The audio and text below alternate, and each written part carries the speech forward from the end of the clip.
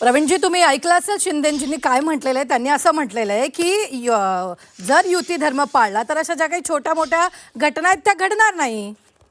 नाही, तुम्ही मी आता नीटपणे ऐकलं. हां शिंदे साहेब असं कुठेही म्हटले नाहीत की संघर्ष करावा लागेल वगैरे. हां त्याने असं सांगितलं की गठबंधन मध्ये अशा प्रकारचं जर वातावरण असेल तर नीट हाताळलं तर संघर्ष होणार नाही. संघर्ष करण्याची कुठलीच भाषा शिंदे साहेबांनी केलेली नाही, हं, करतील असं मला अजिबात वाटत नाही. हं.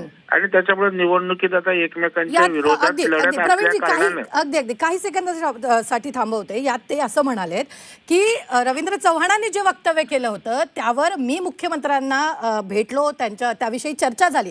मात्र मुख्यमंत्र्यांनी तेव्हा असं म्हटलं की हे आपण थांबवलं पाहिजे, म्हणजे कुठेतरी धुसफूस होती.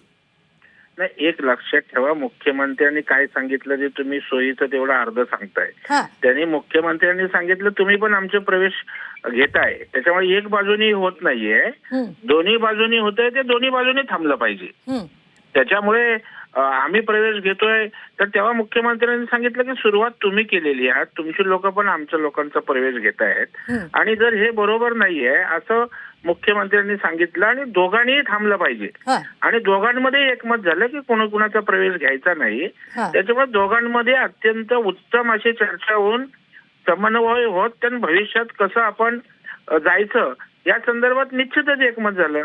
बरं, त्यांनी पुढच्या भविष्यातल्या संघर्षाचा जो इशारा दिलाय त्याच्यावर काय मत आहे? नाही, संघर्षाचा त्यांनी इशाराच दिला नाही.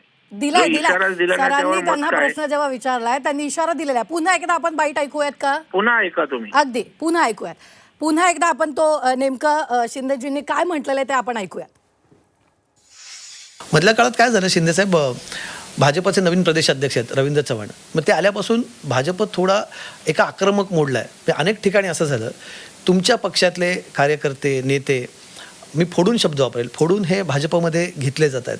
याच्यावर तुमच्या पक्षातनं अत्यंत तीव्र प्रतिक्रिया आली. अगदी कुठे म्हणायचं तर तुमच्या घरातनं तुमचे खासदार पुत्र त्यांनीसुद्धा याच्यावरती अत्यंत एकदम कडवट शब्दात प्रतिक्रिया दिली. तर हे कुठेतरी हा एक दिसतोय विसंवाद. त्याच्यावर देखील चर्चा झाली. रवी चव्हाण यांच्यावरती त्याच्यावर देखील मुख्यमंत्र्यांच्या बरोबर आम्ही चर्चा केली आणि मुख्यमंत्र्यांनी देखील तेव्हा काही गोष्टींचा दाखला दिला. मी त्यांना दाखला दिला की असं असं झालं, मग तसं झालं. तर आता हे मुख्यमंत्री म्हणाले हे सगळं आपलं थांबवलं पाहिजे आपण. आणि मी त्यांना सांगितलं शेवटी आपल्याला युती म्हणून आपल्याला निवडणुका लढवायच्या आहेत. यानंतर लोकसभेच्या निवडणुका आहेत. त्यामुळे आपल्याला कुठेही युतीमध्ये मतभेद होतील, युतीला गालबोट लागेल असं कुठलंही काम करता कामा नये. आणि प्रत्येकाने हे पथ्य पाळलं पाहिजे. युती धर्म आम्ही पाळतो, तसा युती धर्म इतरांनाही पाळावा अशी आमची अपेक्षा आहे. अशी आमची चर्चा झाली. आणि मग मुख्यमंत्री म्हणाले मी माझ्या सर्व लोकांना सांगतो कुठल्याही परिस्थितीमध्ये शिवसेनेचा कुठलाही पदाधिकारी नगरसेवक आपल्या पक्षात घ्यायचा. आणि मी माझ्या लोकांना सांगितलं आहे भारतीय जनता पक्षाचा कुठलाही कार्यकर्ता नगरसेवक आपल्याकडे घ्यायचा नाही.